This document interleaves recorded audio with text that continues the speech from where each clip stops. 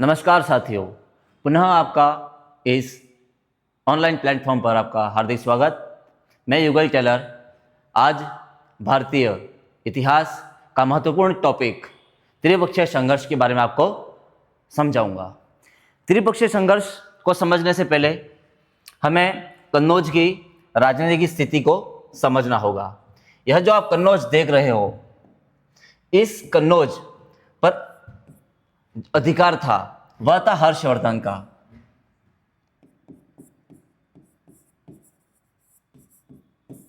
इस कन्नौज पर हर्षवर्धन का शासन था। हर्षवर्धन 606 एडी में राजा बनता है।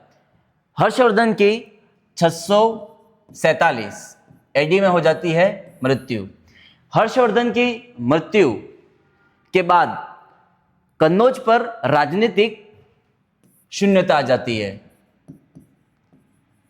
हर्षवर्धन की मृत्यु के बाद क्या आ जाती है? राजनीतिक शून्यता आ जाती है। राजनीतिक शून्यता आने से जो बाहरी शक्तियां थी वह कन्नौज को हासिल करना चाह रही थी। इसी में ही 3 शक्तियां थी: गुर्जर प्रतिहार, पाल वंश और राष्ट्रकूट वंश। हर्षवर्धन की मृत्यु के बाद आयुध इस वंश के 2 भाई थे जिनका नाम था चक्रयुद्ध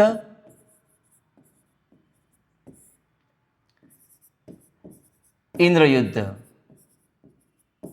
यह दोनों भाई आयुध वंश के थे और कन्नौज को हासिल करना चाह रहे थे, कन्नौज की सत्ता को हासिल करना चाह रहे थे। इसी अस्थिरता को देखते हुए राष्ट्रकूट, प्रतिहार व पाल वंश कन्नौज पर अधिकार करना चाह रहे थे।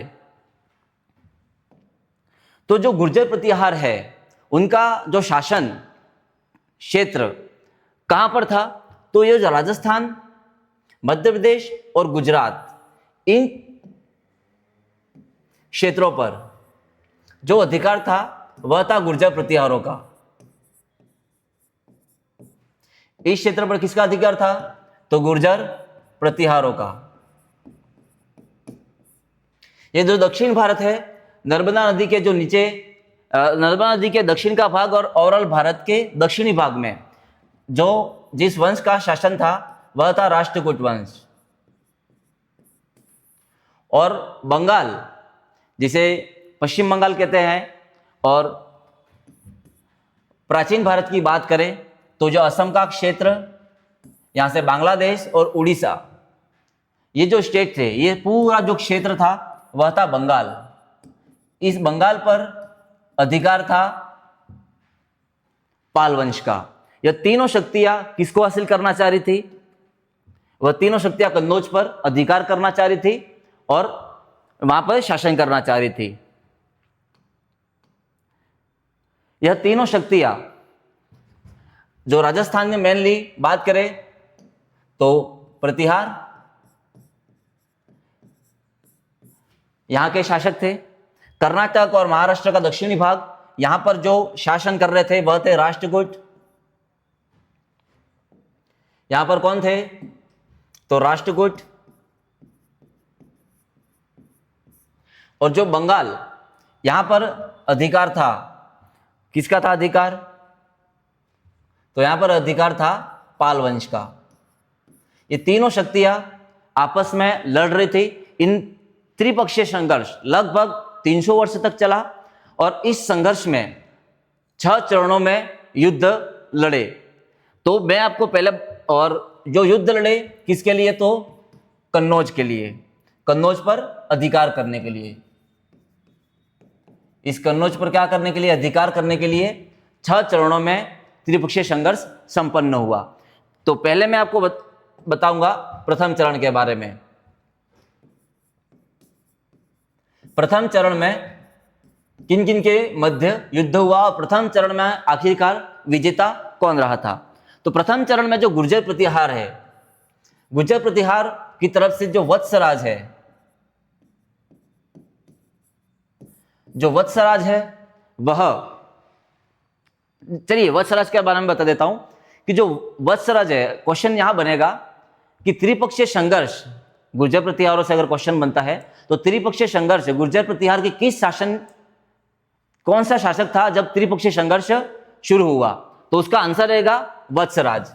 और साथ में यह भी बता देता हूं कि गुर्जर प्रतिहार वंश का संस्थापक किसे मानते हैं, तो हरिश्चंद्र। गुर्जर प्रतिहार का संस्थापक कौन, तो हरिश्चंद्र। अच्छा, तो पाल वंश का संस्थापक किसे मानते हैं, तो पाल वंश का संस्थापक मानते हैं गोपाल पाल को। इस वंश का क्या मानते हैं, संस्थापक मानते हैं। गोपाल पाल को जो बंगाल की जनता है उसने ही उसको शासक बनाया था, यानी जनता के सहयोग से या जनता ने मिलकर उसे शासक चुना था। और जो राष्ट्रकूट वंश है इसका जो संस्थापक था उसका नाम था दंती दुर्ग। ठीक है, तो हम पढ़ रहे थे, तो देख लिया आपने जैसे कि प्रतिहार वंश का संस्थापक हरिश्चंद्र, यहां पाल वंश का गोपाल पाल, और राष्ट्रकूट वंश है उसका संस्थापक दंती दुर्ग। और आगे जैसे हम पढ़ रहे हैं प्रथम चरण में किन किन के मध्य युद्ध हुआ था, तो जो प्रथम चरण है उसमें युद्ध गुर्जर प्रतिहारों की तरफ से लड़ने वाला या गुर्जर प्रतिहारों का शासक था, तो वह कौन था, वह था वत्सराज था। कौन सा था, वह वत्सराज।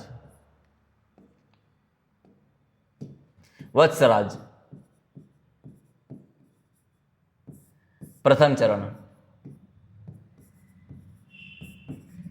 इस प्रथम चरण में गुर्जर प्रतिहारों का जो राजा था वत्सराज, इस वत्सराज का युद्ध होता है, पाल वंश का शासक होता है धर्मपाल।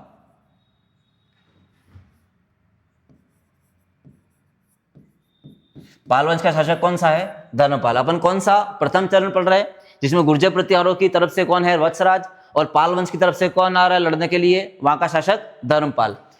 इसमें जो वत्सराज है उसकी हो जाती है जीत। वत्सराज की क्या होती है, वत्सराज की जीत होती है। जैसे ही वत्सराज की जीत होती है तो दक्षिण भारत से यहां पे लड़ने के लिए आएगा कौन, ध्रुव।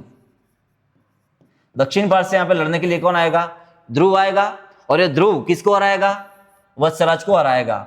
और ध्रुव क्या होगा, जीतेगा इस युद्ध में। और इस आखिरकार प्रथम चरण में विजेता कौन रहा, तो यहाँ पे राष्ट्रकूट थे, वो यहाँ पे क्या रहे, विजेता रहे। प्रथम चरण में विजेता कौन रहा, तो राष्ट्रकूट प्रथम चरण में विजेता रहे। अब मैं बताऊंगा द्वितीय चरण के बारे में।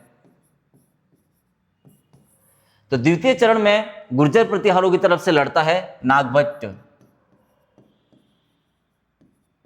नागभट्ट द्वितीय। और पुनः यहां पर जो होता है वह धर्मपाल।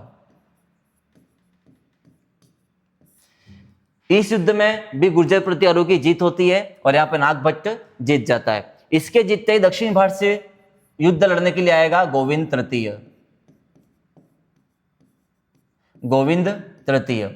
और गोविंद तृतीय किसको हराएगा, नागभट्ट द्वितीय को हरा देगा। तो द्वितीय चरण में भी आखिरकार जीत किसकी होती है, तो यहां पर राष्ट्रकूट वंश की क्या हो जाती है, जीत हो जाती है। प्रथम चरण में भी राष्ट्रकूट वंश जीतता है और द्वितीय चरण में भी राष्ट्रकूट वंश की जीत होती है। लेकिन जो तृतीय चरण है, क्वेश्चन यहां पे पुटअप होगा, मैं बताता हूं। जैसे तृतीय चरण, इस तृतीय चरण में और चतुर्थ चरण में जो राष्ट्रकूट वंश है वह भाग नहीं लेता है। अगर क्वेश्चन आता है त्रिपक्षीय संघर्ष 6 चरणों में लड़ा गया, कौन से चरण में राष्ट्रकूट वंश ने भाग नहीं लिया था, तो तीसरे और चौथे चरण में राष्ट्रकूट वंश ने भाग नहीं लिया था। तो तृतीय चरण में यहां गुर्जर प्रतिहारों की तरफ से जो शासक लड़ने आएगा वह है मिहिर भोज। मिहिर भोज। मिहिर भोज का युद्ध होगा देवपाल से और यहां देवपाल क्या हो जाएगा, जीत जाएगा। इसी प्रकार जो तृतीय चरण में विजेता कौन रहता है, तो यहां पाल वंश की क्या होती है, जीत होती है। तृतीय चरण में पाल वंश की जीत होती है। मिहिर भोज को हराने वाला शासक कौन था, तो मिहिर भोज को हराने वाला शासक था वह था देवपाल। चतुर्थ चरण की बात करें तो चतुर्थ चरण में यहां से गुर्जर प्रतिहारों से की तरफ से जो लड़ने वाला शासक था वह कौन था? वह मिहिर भोज। पुनः यहाँ पर मिहिर भोज लड़ेगा और मिहिर भोज का युद्ध होगा नारायणपाल से। नारायणपाल से युद्ध होगा और इस नारायणपाल को कौन हराएगा? इस नारायणपाल को मिहिर भोज हरा देगा। तो चतुर्थ चरण में गुर्जर प्रतिहारों की क्या होती है? जीत होती है। अब आया पंचम चरण के बारे में पढ़ेंगे। इस पंचम चरण में और जो छठा चरण है उसमें पाल वंश भाग नहीं लेगा। यह युद्ध गुर्जर प्रतिहार व राष्ट्रकूटों के मध्य होगा। तो पंचम चरण में जो गुर्जर प्रतिहारों का शासक होता है वह महिपाल होता है। इस महिपाल का युद्ध होता है इंद्र तृतीय से, और इंद्र तृतीय से इसका युद्ध होता है और इंद्र तृतीय इस युद्ध को क्या करता है?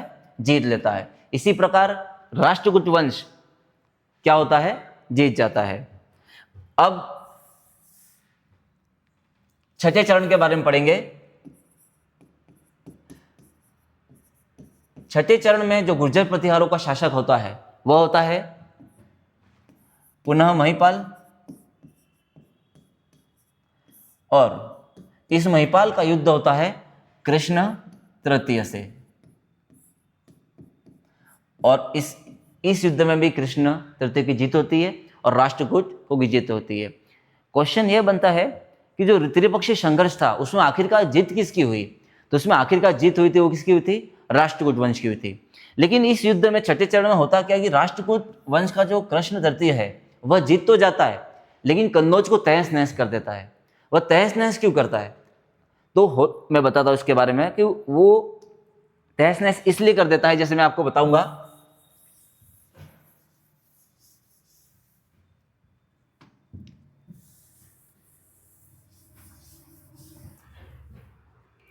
ये जो कन्नौज है उसकी अगर दूरी देखी जाए तो जो राजस्थान है उसके क्या है? ये समीप है, यानी पास में है। और इसकी जो कन्नौज सी दूरी दक्षिण भारत, जहां पे कौन? राष्ट्रकूट वंश जहां पे शासन कर रहा था, से बहुत ज्यादा थी। तो इस डिस्टेंस या इतनी दूरी के कारण होता क्या था? यहां से तो राष्ट्रकूट वंश युद्ध लड़ने के लिए आते, यानी कि यहाँ के जो उनके सामंत है वो क्या करते? बगावत करते। तो इस कारण से जो अस्थाई शासन नहीं कर पाते थे। जो राष्ट्रकूट है वो युद्ध तो जीत जाते लेकिन युद्ध जीत के वहां पे वो शासन नहीं कर पाते थे। किस कारण? क्योंकि वहां के जो सामंत थे वो बगावत कर देते थे, उन्हें वापस से दक्षिण भारत लौटना होता था। तो इस कारण से, इस परेशानी से कारण इसने क्या किया? कन्नौज को तहस नहस कर दिया और वह दक्षिण की ओर लौट गया। और आखिरकार जो गुर्जर प्रतिहार है वह क्या करते हैं? कन्नौज पर अधिकार करते हैं। आइए इसके बारे में और आगे मैं बताता हूं। जैसे प्रथम चरण, जैसे मैंने आपको बताया, जो वत्सराज है वो गुर्जर प्रतिहारों की तरफ से लड़ता है और यहाँ पे धर्मपाल होता है पाल वंश की तरफ से, और वत्सराज की जीत होती है। और वत्सराज का युद्ध किसके साथ होता है? ध्रुव, जो कि राष्ट्रकूट शासक था, जो कि कौन सा शासक था? राष्ट्रकूट था, शासक था। वह इस युद्ध को जीत जाता है, यानी कि इस प्रथम चरण को वो जीत लेता है। द्वितीय चरण की बात करें तो नागभट्ट द्वितीय गुर्जर प्रतिहार वंश का, और यहाँ पे पुनः धर्मपाल, और इसमें जीत किसकी होती है? तो नागभट्ट की जीत होती है। लेकिन नागभट्ट की हार किससे होती है? तो गोविंद तृतीय से इसकी क्या हो जाती है? हार हो जाती है। गोविंद तृतीय यहाँ पे विजेता रहता है। तो द्वितीय चरण में भी किसकी जीत होती है? गुर्जर प्रतिहारों की जीत, राष्ट्रकूट वंश की जीत होती है। तृतीय चरण, इसमें गुर्जर प्रतिहारों की तरफ से मिहिर भोज, और यहाँ पे कौन होता है? देवपाल। लेकिन देवपाल किसको हराता है? देवपाल मिहिर भोज को हरा देता है। चतुर्थ चरण में यही मिहिर भोज पाल वंश के शासक नारायण पाल को क्या कर देता है? हरा देता है, और मिहिर भोज इसमें जीत जाता है। और मैंने बताया जैसे कि राष्ट्रकूट वंश तीसरे व चौथे चरण में हिस्सा नहीं लेते हैं। आगे पढ़ेंगे पंचम चरण के बारे में। तो इसमें महिपाल और राष्ट्रकूट शासक कौन था? इंद्र तृतीय, और जीत किसकी होती है? इसमें इंद्र तृतीय की जीत होती है। छठे चरण की बात करें तो महिपाल, और यहाँ पे कौन है? कृष्ण तृतीय, जो कि राष्ट्रकूट वंश का है, वह जीत जाता है। और पाल शासकों ने पंचम और छठे चरण में इन्होंने भाग नहीं लिया था। जैसे मैंने बताया, कृष्ण द्वितीय ने कन्नौज को तहस नहस कर दिया तथा पुनः दक्षिण भारत की ओर लौट गया। राष्ट्रकूट संघर्ष में कभी पराजित नहीं हुए। क्यों दक्षिण भारत से क्यों लौटना पड़ा, मैंने इसके बारे में कुछ समझा ही दिया है। और इसमें खास बात है कि राष्ट्रकूट वंश में कभी पराजित नहीं हुए थे। अपनों ने देखा जितने भी युद्ध लड़े इन्होंने सब जीते ही हैं। इस संघर्ष में राष्ट्रकूट और पाल आपस में कभी नहीं लड़े, ये भी आपने देखा, क्योंकि तीसरे चौथे चरण में तो राष्ट्रकूटों ने भाग लिया ही नहीं, और पांचवें छठे चरण में पाल वंश ने भाग नहीं लिया। और पहले और दूसरे चरण में पाल कभी गुर्जर प्रतिहारों से जीते नहीं, तो गुर्जर प्रतिहारों का सामना राष्ट्रकूटों से हुआ। अंततः गुर्जर प्रतिहारों ने कन्नौज पर क्या कर लिया, अधिकार कर लिया। हार गए, इसके बाद भी अधिकार क्यों किया, क्योंकि कृष्ण द्वितीय कहाँ लौट गया, वापस दक्षिण भारत लौट गया, और वह स्थिर शासन नहीं कर पाया कन्नौज पर। ठीक है, तो कैसी लगी यह जानकारी आपको? धन्यवाद।